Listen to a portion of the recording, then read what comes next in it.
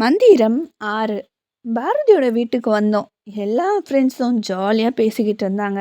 நாங்களும் அவங்கள ஜாயின் பண்ணலான்னு சொல்லிட்டு, எப்படி இருக்கீங்க அப்படின்னு நான் ரொம்ப சந்தோஷமாக கேட்டேன். அப்போ அவங்க என்னை முறைச்சிக்கிட்டு, உன்கிட்ட நாங்கள் ஏன் பேசணும்? முதல்ல யார் நீ? எதுக்கு சும்மா எங்ககிட்ட வந்து வம்பு பண்ணிட்டு இருக்க? உனக்கு என்ன வேணும்?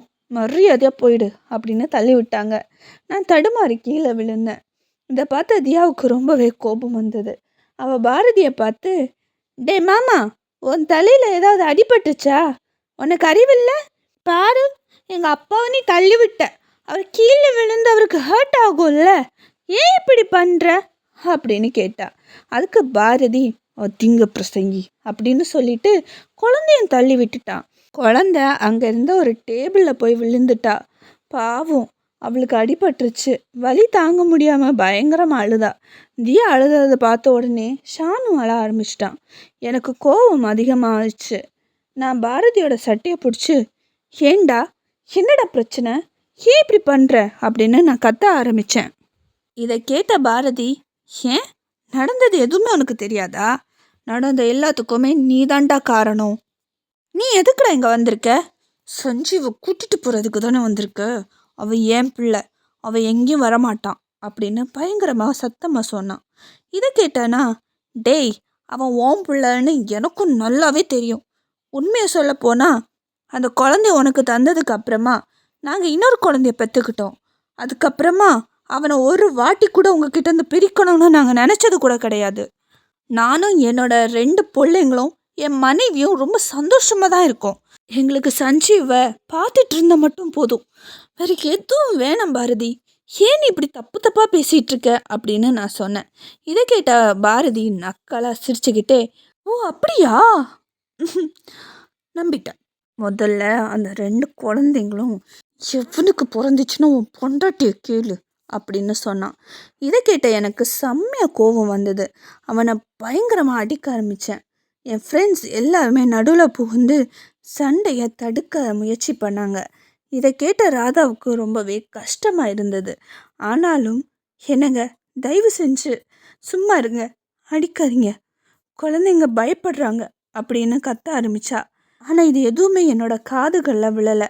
நான் பயங்கரமாக சண்டை போட ஆரம்பித்தேன்.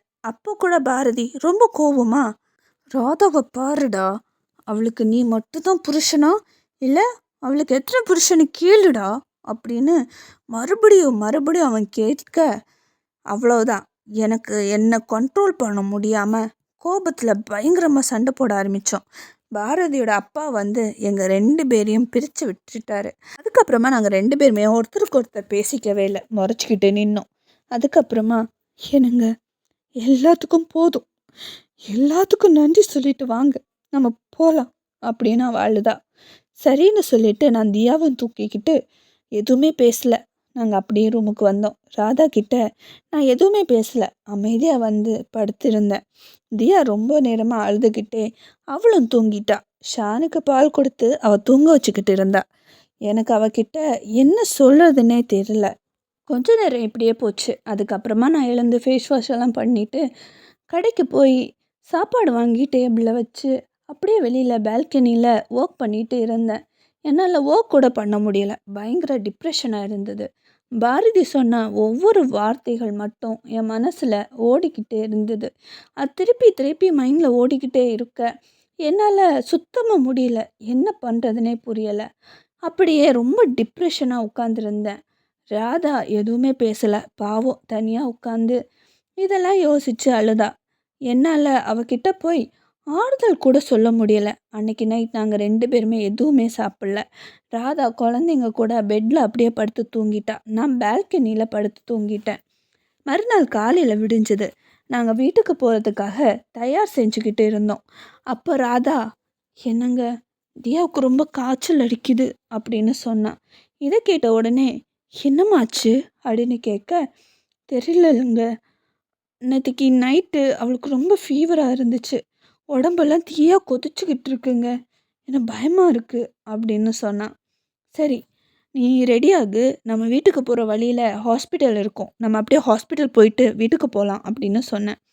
இதை கேட்ட ராதா சரின்னு சொன்னான். ஏங்க, நீங்கள் பாரதி அண்ணன் சொன்ன மாதிரி எனக்கு அஃபேர் இருக்கும்னு நம்புறீங்களா அப்படின்னு கேட்டா. அதுக்கு நான், ஹேய், என்ன சொல்லிட்டு இருக்க ராதா? அவன் ஏதோ பைத்தியம் ஏதோ சொல்கிறான், அதுக்கு நான் நம்பிடுவேனா? ராதா, ஏம்மா, நீ என் மனைவி, என்னை நம்பி அந்த பொண்ணு, என்றைக்குமே நான் ஒன்று சந்தேகப்பட மாட்டேன். நான் உன்கிட்ட பேசாமல் இருந்ததுக்கு காரணமே எனக்கு ரொம்ப டிப்ரெஷனாக இருந்ததுமா. அதனால தான் என் உயிரே போனாலும் ஒன்றை நான் சந்தேகப்பட மாட்டேன். Radha, I'm sorry. நான் நேற்றைக்கே வந்து உன்கிட்ட பேசியிருக்கணும், ஆனால் என்னால் முடியலம்மா அப்படின்னு நான் சொன்னேன். அவளுக்கு ஒரே சந்தோஷம். அவள் என்னை கட்டி அணைச்சிக்கிட்டா. என்னங்க, உங்களுக்கும் ஃபீவர் அடிக்குது அப்படின்னு சொல்ல, அது ஒன்றும் இல்லைம்மா, வீட்டுக்கு போகிற வழியில் தியா ஹாஸ்பிட்டல் கூட்டிகிட்டு போகலாம், அங்கேயே நானும் ஒரு இன்ஜெக்ஷன் போட்டுக்கிறேன் அப்படின்னு நான் சொல்லவும், அவளும் சரின்னு சொல்லிட்டு நாங்கள் எல்லாமே தயார் பண்ணோம். ராதா ரொம்பவே சந்தோஷமாக இருந்தா.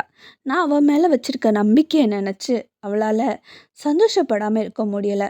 பாரதி சொன்ன வார்த்தைகள் கவலையை கொண்டு வந்திருந்தாலும் என்னோட வார்த்தைகள் அவளுக்கு ரொம்ப நம்பிக்கையாக இருந்துச்சு. அதுக்கப்புறமா நாங்கள் அந்த ஹோட்டலை செக் அவுட் பண்ணிவிட்டு காரில் வீட்டுக்கு கிளம்பினோம். அப்போ தியாவை ஒரு ஹாஸ்பிட்டலில் கூட்டிகிட்டு போய் டாக்டர்கிட்ட காமிச்சோம். அவளுக்கு ரொம்ப ஹை ஃபீவராக இருந்ததுனால அவளுக்கு ட்ரிப்ஸ் போட்டிருந்தாங்க. எனக்கும் ரொம்ப உடம்பு சரியில்லாமல் இருந்தது. எனக்குமே செக் பண்ணி டாக்டர் ட்ரிப்ஸ் போட எழுதி தந்திருந்தார். அதனால் நானும் அங்கே அட்மிட் ஆக வேண்டியதாக போச்சு. நானும் தியாவும் ஒரே ரூமில் அட்மிட் ஆனோம். ஆனால் நாங்கள் போக வேண்டிய தூரம் ரொம்ப அதிகமாக இருந்ததுனால ஒரு 2 ட்ரிப்ஸோட நாங்கள் டிஸ்சார்ஜ் ஆகி வீட்டுக்கு கிளம்பினோம். எங்கள் மனசு ரொம்பவே உடஞ்சி போயிருந்தது. அதனால் காரில் போகும்போது கூட ஒருத்தருக்கு ஒருத்தர் எதுவுமே பேசிக்கலை. தியாவுக்கு ரொம்ப அதிகமான காய்ச்சல் இருந்தது. அவள் சினுங்கிக்கிட்டே இருந்தா. பாவம், அவளால் சுத்தமாக முடியலை. ஷானுக்கு பால் கொடுத்து பேபி ஷீட்டில் படுக்க வச்சு தூங்க வச்சிட்டா. நான் தியாவை தூங்க வைக்கிறது ரொம்ப கஷ்டமான ஒரு வேலையாக இருந்தது. ஏன்னா பாவம், குழந்தைக்கு சுத்தமாக முடியலை. இப்படியே நாங்கள் போயிட்டு இருக்கும்போது ஒரு ரெஸ்டாரண்ட்டை பார்த்தோம். அதுக்கப்புறமா குழந்தைக்கு ஏதாவது வாங்கி கொடுக்கலான்னு சொல்லிட்டு நாங்கள் காரை நிறுத்தினோம். நாங்கள் அங்கே போய் ஆர்டர் பண்ண ஆரம்பித்தோம். எனக்கும் பாப்பாவுக்கும் உடம்பு சரியில்லாததுனால நாங்கள் சிக்கன் சூப் ஆர்டர் பண்ணோம். ராதா சப்பாத்தி ஆர்டர் பண்ணா. மீண்டும் சந்திப்போம்.